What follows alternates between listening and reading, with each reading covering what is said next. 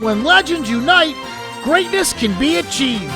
And Sunless Sky is about to set the Cleveland metal scene on fire with its upcoming full-length release, Prelude to Madness. We have it, and we will be playing new songs both this week and next, as this amazing conversation with Juan, Ricardo, and Ed Miller was just too much for one episode. We have Sunless Sky. I'm Big Bry. Level Up Cleveland starts right now.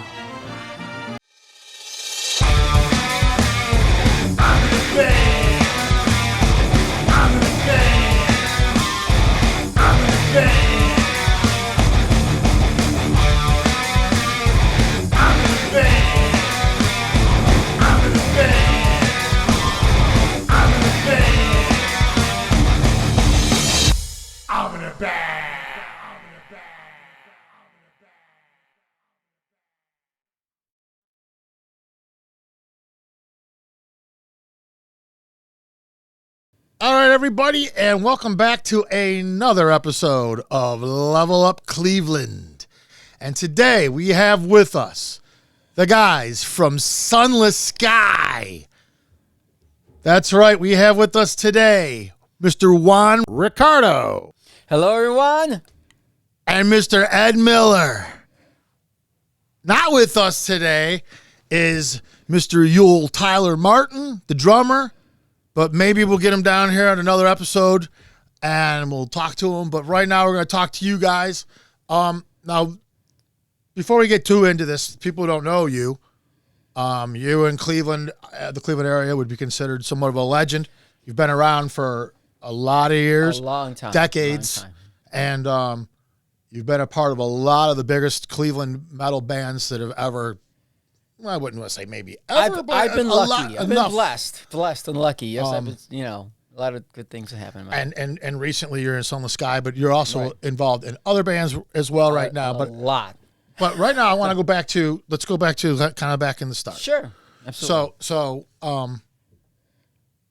first of all, you come here from Puerto Rico. So let's just start right there. Right. I was born in Puerto Rico, and to go back to the story, how I ended up here it's like a lot of Puerto Ricans at the time during World War II, men went out to war and women worked. That was sort of the culture. They were in the factories and the auto industry and the steel industries. It was what people did. Right. Everybody supported that. And then when the 50s came around and the Korean War happened, women were in a sort of a phase of the housewife was what the most important things. You think of Leave to Beaver and they're in the dresses. Right. That was the culture at the time. So women didn't want to leave their homes and then go in these industrial jobs. And all the young men were at war, and there was a shortage of labor and personnel for the auto industry and the steel industries. And someone got the idea, Puerto Rico at that time had become a Commonwealth of America, so we became citizens, American citizens. We didn't need work visas. We didn't need any of that stuff. So when we got the idea is, when we go down there and recruit Puerto Rican men, young men, to come to America and work and fulfill these jobs. And that's what he did. And my father was one of them. And he came and worked at the steel yard and at Ford, and after a few years, brought his family to Cleveland. That's where a lot of Puerto Rican come, to New York and the big industrial places at the time. Chicago and Detroit and Cleveland. That's how we are all here. And at first, I was just like a kid. I really, coming into the American culture, I right away gravitated to the music, the rock music that I was hearing on the radio, and just like that. Wow, that was what it was all I thought about, and everybody else was, in that culture was like listening to like salsa music and, that sort of genre. But I was into listening to rock music. And when I was still very young, I was still like 9 or 10 years old, I asked my mom, I go, you know what? I want a drum set. So what she would have did, she wouldn't buy me a set of timbales.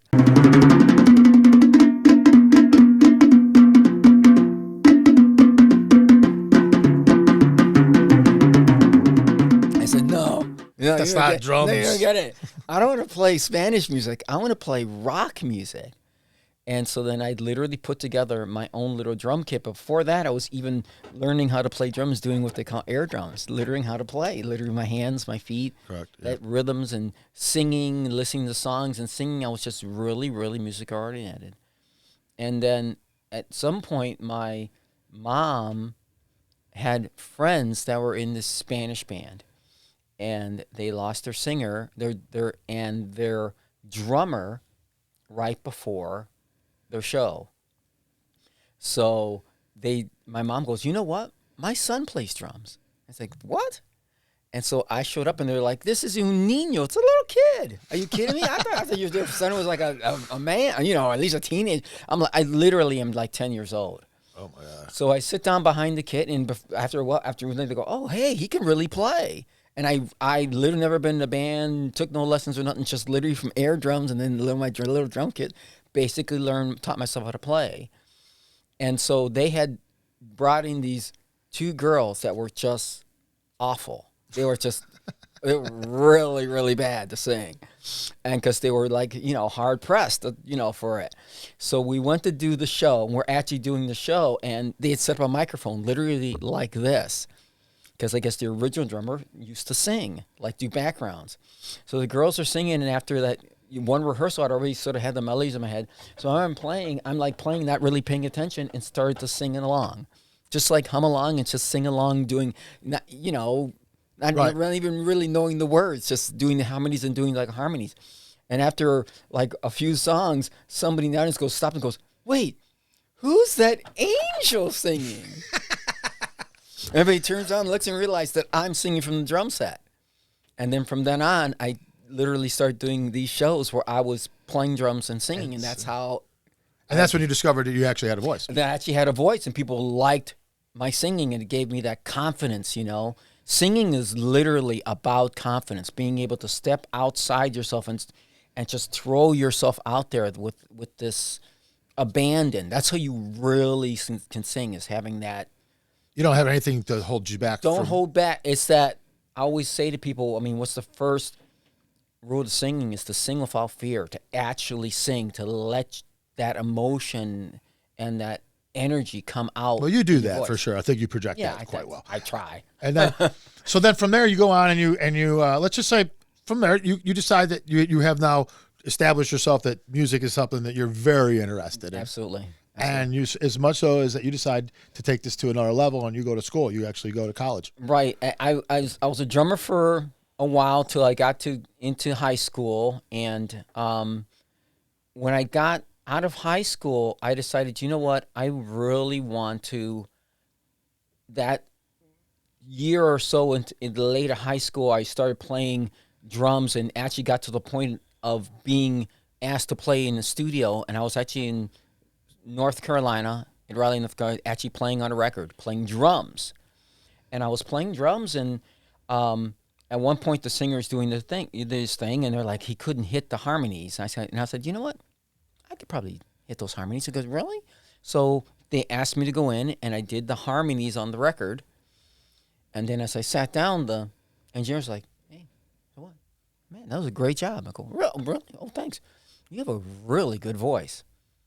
Really? He goes, you have a better voice than the singer. I go, and I was, at that point, I really was kind of like, really? He goes, and he has a recording contract, and you're getting paid like $20. And that really stuck with you. That literally, that moment changed my life.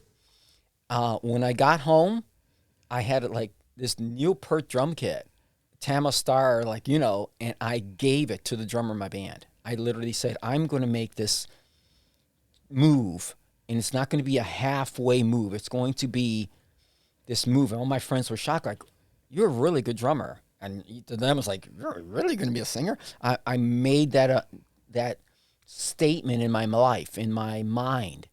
And when I got to college, I was just starting college, and I was a psychology major. And I switched my major to music. And people were like, everybody's like, what sort of, And I went and I started studying opera. And I really said to myself, I want to be a great singer, not just a good singer. And at that point, I was studying opera, and I was at a party, and everybody was like, I'm the singing guy now. Now it's like, and I'm like singing everywhere. I can't stop singing. Everybody's like, man, that guy sings everywhere. So I'm at a party and I'm singing, and like I tell the story that there was this girl passed out in the lawn, and everybody brings her in. All the girls gather around her and they're giving her coffee. It's like, what's this? We're a bunch of college kids, short hair, listening to jazz and classical music. You know what I mean? We're like, college kids. I'm going to Cleveland State School of Music, and we sit them down and we drinking this girl, and she looked completely different than anything I'd ever seen. She was dressed almost, I guess, did like a gypsy with bracelets and this long hair, and and she's sitting in his chair, and I just went back to singing. And she's singing this chair, and after a few minutes, she's like coming around to it, and she asks to use the phone. And hey, you can ask her friends, to come get her. And after she's sitting there for a while, these people show up and knock on the door, and what comes to the door is these denim and leather-dressed, long-haired guys come in, say, wow, you must be here to pick up. It goes, and they're like, no, she called us. We're not here to get her. We're here to hear you sing. And I was like, what? And everybody's like, what are you talking about? Goes, man, she says, man, you have to hear this guy sing. And so it turned out this was this metal band. And I listened to, like AC/DC, and I had these imports of like what you consider metal now. You listen to Black Sabbath and Judas Priest when they first came out. I mean, this is the late 70s. And people are dating myself. People go like, what? This is like the late 70s. Like 77, 78 or so. And they're like, you ever heard of metal? I go, metal. And they said it like, we're not talking rock. They said, you heard of metal? And I was like, you mean like Judas Priest? And they're like, exactly, Judas Priest. They were like, oh my, just the fact that I even knew that there was, that there was a band called Judas Priest was what they were like, exactly. And you're like, you mean like Victim of Change? I go, can you do Victim of Change? Victim of Change. And they're like, oh my God, and that's it. And I didn't sing metal, didn't do anything like this, really knew anything about it. And that band was Stryker. And then that was really... No kidding. Yeah, just from there. And so Stryker, that's the first band that you were ever in, really? And as far as like you're in a metal band now? I was the metal band and a singer. Up to that point, I'd been in several bands in the 70s. As a drummer and doing background vocals, that sort of thing, singing. But where it went from... That was the turning point. And it all happened like consecutively, you know what I mean? Where I decided I'm going to be a singer, got rid of my drum set, studied music, and next thing I know, I'm in this metal band and literally onto a record label, literally like just like that. Yeah, right. It happened all so fast. It happened like just like that. As a matter of fact, this wasn't like your first gig with Stryker. Didn't you open up for Breaker? We opened up for... Breaker was like a really big thing in Cleveland at the time. It was, this is like... it's funny to say it like that. Some things happen for a reason.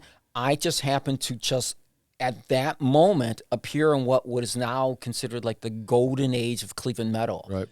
Breaker was this band that was doing this, amazing Maiden-style music when, Cleveland had this, like this underground movement of music that was comparable to what was going on. You know what I mean? Yes, it was. So it's huge, amazing. Yeah, it was. And so that my first band is opening for their first headlining show. It's like just like this. Yeah, it was like a dream come true. Yeah, considering it was your very first one, you're like, I'm already starting off at this point. Right. I actually, you left. I didn't even know how to dress. I dressed like an opera singer. I wore a white shirt and black slacks. For the first gig you did this? My first gig, I dressed like an opera singer because that's when everybody's like, I did. And then I just ran around like, and so doing these, and, the show starts off and I'm like, and the first song is like, it's called, Skies Turn Black. And I'm like, Skies Turn Black. And everybody's like, oh my, what? They're like, okay, this is something like, wow, this guy, Yeah, he's got pipes. That's when people realize. Yeah, so when, like the guitar player was only like 15, 16 years old. I mean, these are really a bunch of young guys. And after about a few, months and a few shows, I was doing these shows, and it's crazy. I mean, this band went from, opening that to headlining shows, headlining our own shows and you look at the bands that were opening up for us, were like, like what? Yeah. There were other bands from that thing. And I was just, to be honest, just getting up there and just yelling my face off. You know what I mean? Yes, at the time you were just loving it. You're just having a great time. But I really was like, you know what? I wasn't happy with how I was singing. I was still just basically getting up there and just screaming all the time. And I was like, I don't want to just sit there and just, I wanted to be a real singer. So I basically said, you know what, I'm going to step back, and went back to school. Oh. And went back to studying, and went back to, starting to learn more stuff. And at that point, eventually, Stryper sort of like disintegrated. They got like another singer for a little while, but they kind of sort of fell apart.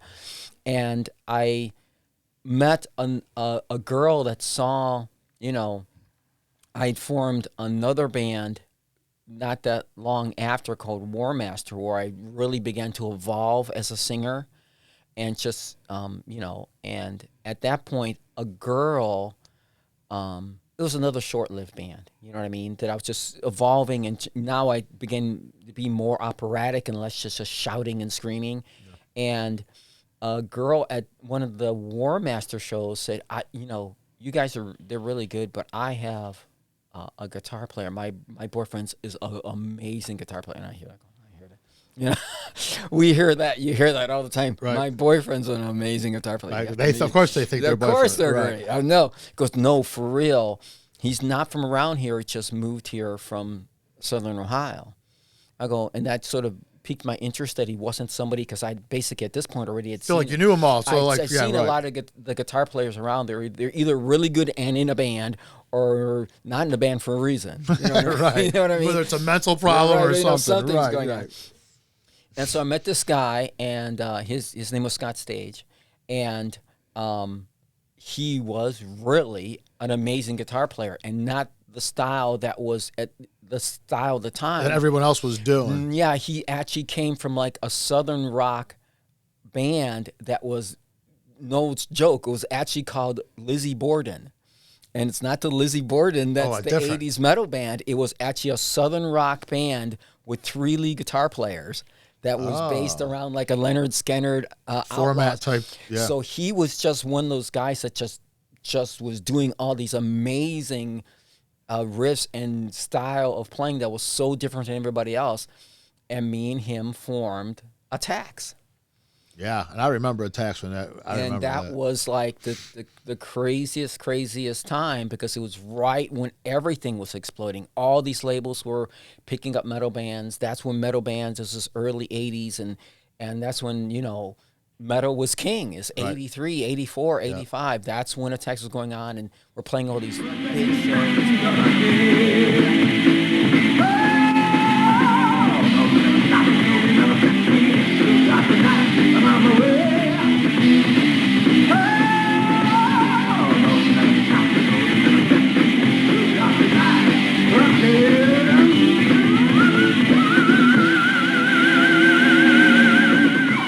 Creating this really incredible music, really melodic, really powerful. I become a real singer in my idea, become more of a singer, and it just went from there. Attacks was like this band that did all these things, and all these record labels were looking at the band, and things happened. We got courted by Epic, and they flew us to Chicago, and we did a demo for them. Our demo was like #1. Our demo that we did ourselves was like #1 in the back to time. This before the internet and all this digital stuff, or people reached out to people, literally hand them out. They made their own flyers, they did their own little magazines. College radio was huge, like it still is now. And Bill Peters is still up. He's still doing it. He's like the pioneer of that stuff. But at the time, it spread out to all these, college stations were like, that's how you listen to That's how you found. That's how you found out who was out there. Who was out there, and like Attack's demo was like #1 in all these stations all over America, and Epic was courting us, and we did a showcase for them, and flew there and did a demo for them, and then things happened, and just as we were about to get signed, Scott went out to a bar. We did like a sold-out show at the Fantasy, and he went out to a bar with his brother and ended up killing somebody in a bar fight. Oh my God! And just changes history. That's basically that's the end of that. So that's then the labels were just like, no, we're not. Even though I got other incredible guitar players like Greg Perry from Purgatory was helping us write songs. Like half the songs that people know is Attacks were actually written with Greg Perry and myself. That we were like doing a side project thing and things that just they were like not interested. And that's how it goes. And we're going to talk about Ed for a few minutes here about how far back we'll go is to about 16 years old, somewhere in that time when Ed started his career, a little earlier than Juan did. Started off with a band called Mystic. Mm-hmm. Let's start right there. So you joined Mystic at 16 years old. Mm-hmm. How'd that go? What happens? They were already an established band in the Cleveland area. And, I got together with those dudes and stuff and started doing shows. That was my first experience to any of that kind of stuff, Like my first recording I ever did was with those guys, too. And, this guy was around in that time period doing different bands and stuff. It was about the same time frame. Mm-hmm. Yeah, he was in a band called Torment at the time. When all that was going down, we used to do shows together all the time and stuff. We got signed in '92 to Massacre Records. Correct. Yeah, we were actually the first Cleveland band to get signed to a European label. Really? Mm-hmm. This is Mystic. So this is the album that you guys put out, The Plot Thickens? Mm-hmm, on the label, yeah. And you guys toured that album. We did. We were fortunate enough to do a European tour with Paul Di'Anno from Iron Maiden. Oh, yeah. Yeah, we were out there for 3 weeks on that one. We did one show with Ian Gillan.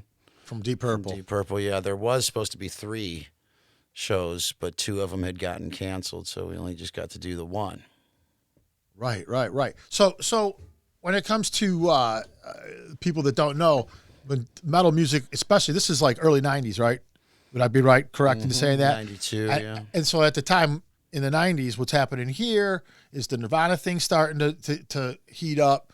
Grunge is starting to get bigger. Metal's starting to kind of fade out in America, but that never happened overseas. Mm-hmm. It stayed as crazy over there as it ever was. And this is where you guys are thriving at this point. Over there, this stuff's being you were also signed at this time also, I was signed right? to the same label. Right. And it was amazing because when Richard got signed, it was our record was there in America.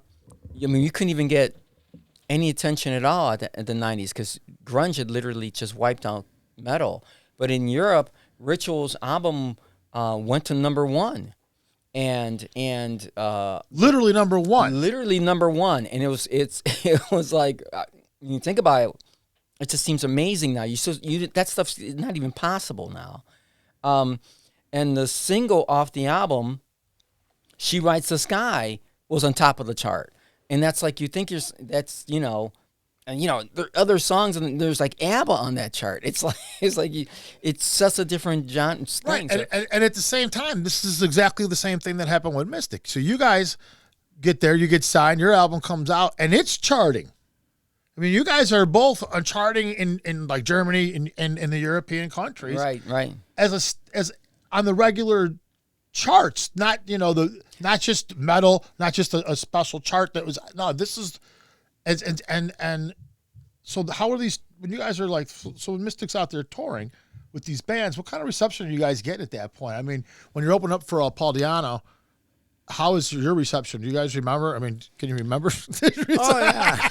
Yeah, I can remember. A long time ago. I was young when it was going down. I was 19. I didn't have anything to do, with us getting signed or anything at all. I was kind of just like there for the ride. I was young. Right. I didn't know what was going on, But it was very strange to me because on that tour, if you looked at it, you would swear that we were the headliners. Really? That's what I'm kind of wondering. Like, so everyone knew who you were. I mean, you're showing up to gigs where these people actually know you. People were driving hundreds of miles away to like towns that we were playing in and stuff like that. You know, we were over there twice. They sent us over there the first time to record the album. And we were there for 3 weeks on that one, too. You know, we lived in the studio, you know. And we went back after the album was released. It sold pretty good. It was like 1,000 copies in a month. And that sort of thing is, it's still like that there. I mean, I until recently because of COVID, but I go to, you know, Europe a lot. And, I mean, I go to shows and people, they say they take a train for 5 hours to come to a show. Wow. I mean, people don't do that here. It's just like, okay, if they're not in the stadium, well, we're not gonna, you know. That's all. I'm not doing that. They're playing Erie. We're not gonna, unless it's some huge band, you know. They're right. you know. And you're talking about not huge bands. It's we're just talking like, you know, basically underground metal bands, and it's just part of their culture that is so different. Yeah, it's so ingrained. So. And you know, the strange thing was, like, when we went over there that first time, you know, we had the band had actually had 3 demos before that. You know, the one right before we went was called "Come Die With Us." I wasn't on that or nothing, but it sold really good out there. I remember there was this guy out there. His name was Oliver Young. He was a distributor. Now, this is pre-internet, all that. You know what I mean? Strictly word of mouth kind of stuff. You know, this guy would buy like boxes of our demo, you know. Well, we had like, you know, local band mentality. We were just like, ooh, sold another box, you know. Nice, and we didn't really think that this guy was actually getting rid of all these tapes. And, you know, that dude that buys the tape, you know, 5 of his buddies are also recording that tape off of him. And oh, yeah, just, right. It was like a huge thing, you know. When they sent us over there, they put us in this studio in the middle of nowhere. It was called Bindersheim, Germany. And we thought it was kind of weird because people would show up at this studio, didn't even speak English, you know, so like the dude that was producing the stuff, he had to like translate for us. People were showing up for, you know, driving many miles. Like fans? Because they heard that we were there recording an album, yeah. And that was way before the album even got released. That was during the recording of it. This is the plot second still. Mm-hmm. Yeah. I still I'm actually friends with people on Facebook of people that drop by the studio during those sessions. Still to this day, yeah. Well, I mean, I came across them. Do you guys remember times where you played together? Like when you guys actually played together? Do you guys remember some of that time? Together, or are you talking about? No. At this time, when you guys were you're in Mystic, and at the time you're in Torment. Right. At the time, right. And then Torment went on to become Ritual. Right. And that was the band. How we. You went to the Bindersheim studio right after us. Oh, same studio also. Right, it was in Frankenthal. Mm-hmm. And what basically happened is we had done a demo after they got signed. And we sent our demo to different distributors there. And distributors were selling it. And they were actually like going to festivals and selling our demo. And then from there, they would actually like, when that's how it kind of started. And then our demo people were, record stores from there were ordering our demo. Really? So then it got into the record stores. And at that point, our demo and our song In the Dungeon actually charted. And that's when it was like, this is a demo, and we're an American band. And that's when... Which doesn't hold a lot of weight in America. Demos are just like things that... Demos are something people toss. And they were selling and buying demos. I know. And... at that point, we got, you know, Mystic was already signed, and he said, well, you know, that band, that Torment band you're talking about, that's our friends. And they sort of gave him the word that, yeah, you know, that band you're looking, that you see that's charting with, that's our friends. My, you know, friend's band, the bass players were brothers. Mm-hmm. Oh, really? Yeah, Jack and Joe. Yeah. So our bass player was the Kill Coins. Yeah, the Kill Coins. I do remember now. And then that sort of like Massacre basically looked and said, "Oh wow, wow." And that connection was like, "Wow, Cleveland is like crazy. How's that crazy that there's these two bands that are doing so well and they're here?" And they literally called us up, and we had the recording on our voice, on our phone. We had a phone. Yeah. Had a As good as it could be, recorder, right. and the guy actually brought the whole thing to the studio, put it and plugged it up, and said, played it, goes, "Hello, this is something of a Massacre Records, and we're just calling to say we want to sign you," just like that. Just like over the phone, like the message. That's the message. Really? And we're like screaming and running around. And This is the first time anything like that's happened, right? So when you're when we got the letter and the calls and stuff, we didn't believe it. We thought the guy was full of shit. Really, we thought that guy was full of shit until we got a call from the airport saying that our plane tickets were there. That's when that's when you knew it was for real. Yeah, that's when we were. And that's like, what did too. They're like, no, we rather. So you have a choice. Do you want to record? Because our recording was really, really well done. We'd spent like 3 months on our demo, which is like more than some people spend on albums. Correct. Yeah. And they were like, it's not that you need to re-record these songs, but you if you want to come to Germany and re-record the songs. And the point was like, you know what? Should we just stay here and just start using our energy, or do you want to go to Germany? You're like, it's no brainer at this point, right? Yeah. Are you kidding me? And so we flew to Germany, did the same thing, spent 3 weeks, recorded the album, and how long it took you both to record that album? About 3 weeks. Well, that was the time scale. That was the time. Oh, so you had 3 weeks period. We had 3 weeks. Yeah, to record the album. That's still cool. That's still at the time. That's ample. That's really fast. Was it tough? Was it tough? It was really worked fast. on like 8 hours a day. Yeah, it was like sun up to sundown on the record. Like when we record the vocals for that record, so everybody, this is for little fan knowledge. So those vocals on that album were literally recorded. Everything was done on tape, and everybody's like, "Tape, remember tape?" Oh yeah. So it was done on tape. But this is digital. So in the headset, when he pressed the button to like wind it back to the beginning of a line, let's say I'm reaching a line, you would hear this zip, zip, okay? And it was literally like this.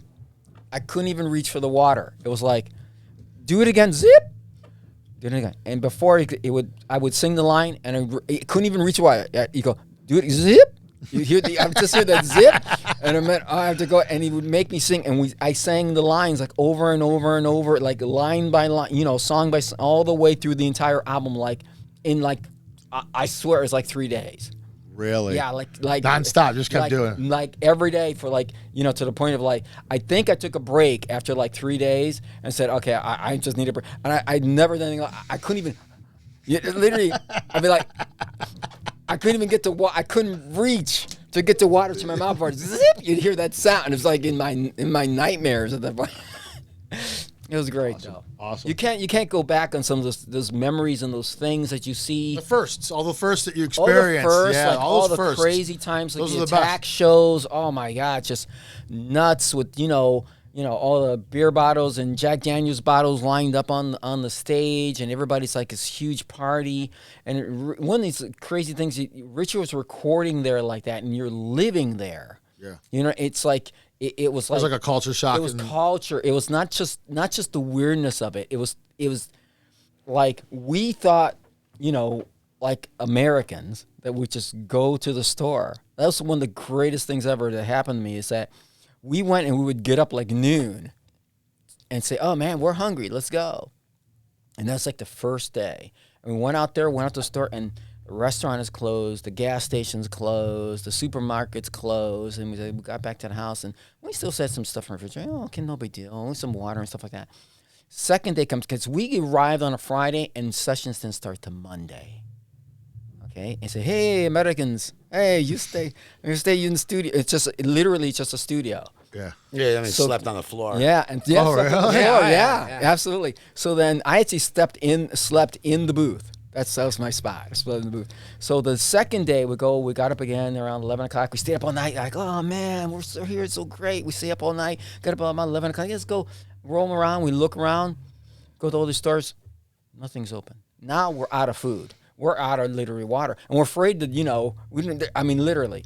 Come Sunday, we go around and go, okay, there's something. We actually walk to the next town, Mannheim, looking for, and everything's closed. Noon, walk around. We say, oh, man, this is like I don't know what's wrong with this place. There's no one out. There's nobody around. You can't talk. Nobody knows how to speak. And, we get back home and we're starving. Monday, we haven't literally even drinking water, just tap water. I mean, we're just unbelievable. And they walk in, what's the matter with you guys? We haven't eaten. There's no stores open. And they all like, you silly Americans. At noon in Europe, everyone goes home for lunch. Oh. You actually go home for an hour. You don't say that like we have half an hour to eat lunch. Get back out there and work. They come early, they leave, they have like a 2-hour break, they go home and actually have a sit-down meal with their families for lunch. And then they go back to work, and Americans, it's lunchtime or breakfast time. We go out to, and there's everything would be closed. There'd be no place to eat. No kidding. No restaurants or nothing. We're like, oh my God, we couldn't figure it out. Like, what's wrong with this place? You had to figure out this different time thing with people They eating. laughed at us. I mean, we were like literally like, pulling over the seat cushions for gum. I mean, Everything closed early too. Yeah, it was very, very different. And it was great. That's the sort of stuff you go to appreciate and to to experience. Absolutely. That's the thing. So. Well, absolutely. And as much so this experience really left its mark on you, because I've talked to you about this a few times when you've told me that going back to Europe is on your bucket list as far as things that you... we would already have been there this year. We were booked for the Full Metal Festival this March coming up. But of course, COVID is...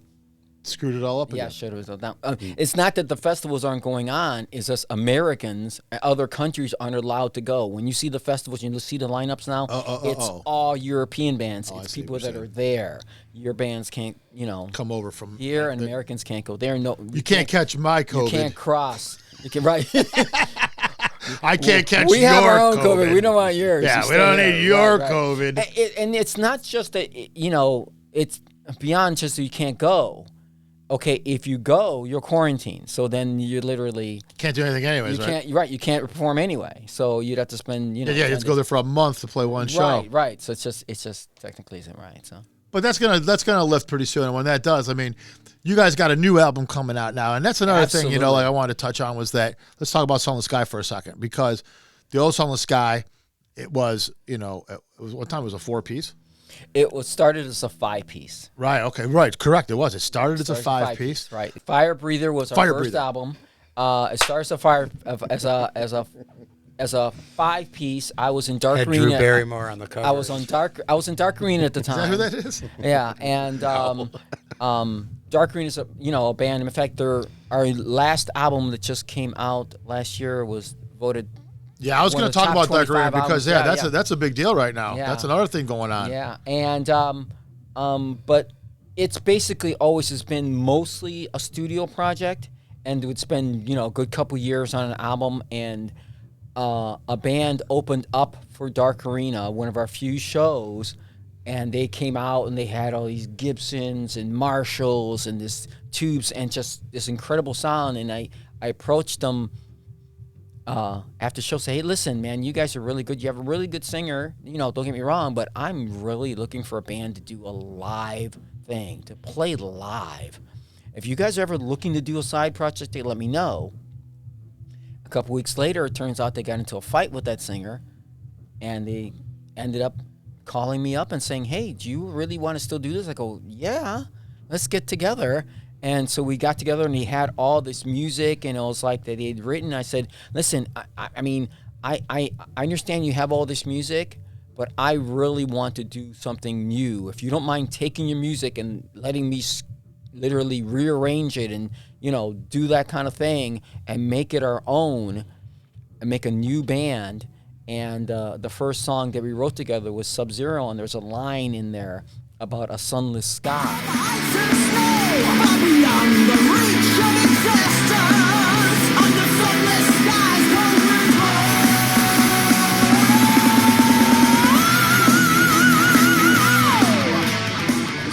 picking words, I go, what about Sunless Sky? I think that would be a great name, and everybody agreed, and that's how Sunless Sky started. from that opening band. There it is. There's the story. And that first year, after a few months of rehearsal, and like they had all the music, I just sort of rearranged them, rearranged the songs and put my lyrics. And that first year, from in 2012 to 2013, we did 100 shows.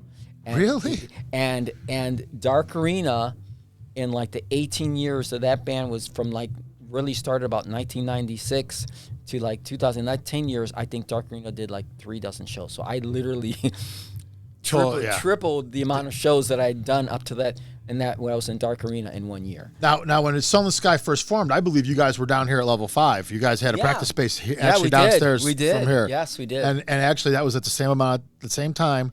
I believe me and Pat got our rooms down here for our first time.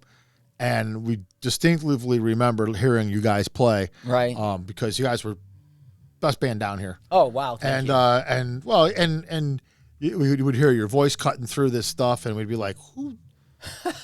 Like, what is that? What's going on with these guys?" And we did one time though notice that you guys were playing like a Maroon 5 song. Yeah, and we were just like, what's going on with that? Well, it's everybody's trying to promote the band. We're trying to do different things, and in Kentucky and in West Virginia, there was this battle of the bands that they noticed us and asked if we wanted to join, and it was for like $1,000. But when you got there, it was like in every round, we just would blow away the other bands, and we'd go from round to round. And when you got to the final round, there was a thing where they were like, well, we know you can play. We know you have great songs. And to the last like 4 bands, it was a 2-band. The final, it's just the 2 bands. But we're going to do something different for this final. We're going to make you play. We're going to make you play a terrible song. And they had this hopper full of just the worst songs they could think of. And they rode the hopper, and then you literally had to just reach in and pick whatever terrible song that was, and then make it your own. Make it a metal song. And you guys got Maroon 5. And we got a Maroon 5 song. And so we turned it into a metal song. Yeah. Yeah, it sounded very much like Sunless Sky, like everything else you guys. Yeah, it really did sound like. But it was obviously a Maroon song. Pat was actually the one. He was like, dude, that band we were hearing? He's like, I think they played a Maroon 5 song. We were like, what? Yeah, so we figured there had to be some good stories. It was crazy that band, we did a lot of different things. Very soon after, after we'd got that time and had gotten that well established, we started looking for record labels, and we really didn't get a lot of that sort of attention at first. And then I was kind of like, said the manager, I said, I don't want to be like this. I go, why don't you tell them that I'm the singer of the band from Ritual? Because in Europe I'd had a #1 album, and that was like, Pure Steel was like, Juan, and it turned out the president of the label actually owned my album from the 90s. No kidding. He was a fan of Ritual. No Yeah, kidding. he actually, holding my album. So he actually knew who you were. And he was like, exactly, signed them, just like that. Oh, that's just great. Yeah, so then we signed it, and we did this crazy cover of this baby screaming and, doing like a Gene Simmons thing on the cover to be like just outrageous, want to be outrageous. And that cover was voted in Rolling Stones magazines as the worst metal cover of all time. Just for the record. That is for the record. And the thing that's so great, about that is the other, that's like #1, and #2 on this list was Anthrax, Fistful of Metal. No kidding. Is the worst, because did you ever look at that? The fist is backwards. Backwards, yes. And and #3, I'm not kidding, was Black Sabbath Paranoid, with the guy running around in his underwear. Oh. So that's a high company. I said, wow. You went, you were, I was going to say, you're with them. That was them. Those are some bad covers. And that's some bad covers.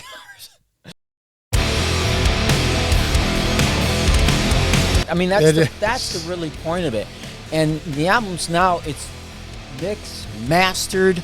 I can't wait to hear it at the now. record label, ready. The only thing it does not have is a cover. Each member has commissioned their own cover. Completely separate of the others. Oh, this isn't competitive at all. No. Each member, and have the fans Tell you of the world pick the Sunless Sky album.